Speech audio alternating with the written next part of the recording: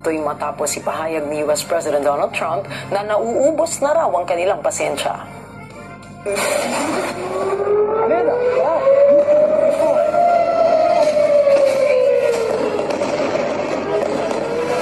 زندگی برای اونا تلخ خواهد شد بدون هدیه.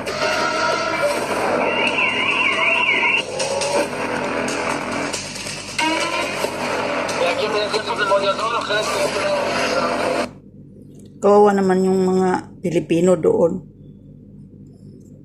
Sana mabigyan pansin ito ni Allah na sana bigay niya ang power doon sa mga taong ito para ma-stop na yung gera. Kawawa yung may mga Pilipino doon na madadamay rin. Lahat ng tao, kawawa mga bata na mga inosente. Higit pang tumindi ang digmaan sa pagitan ng Yala na.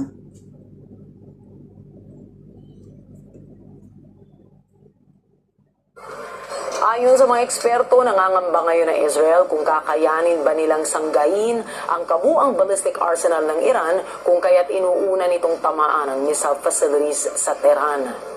Hindi naman tukoy kung sasali ang Amerika sa pambobomba sa Iran, ngunit naninindigan naman si Benjamin Netanyahu na tatapusin nito ang giyera sa Iran at sa Israel. אזרחי ישראל היקרים, אנחנו ביום השישי של מבצע עם כלביא. אנחנו יצאנו למבצע הזה כדי להסיר שני איומים קיומיים על מדינת ישראל. איום הגרעין, אנחנו מחויבים להמשיך ולהשיג את שתי המשימות. הכרעת החמאס והחזרת כל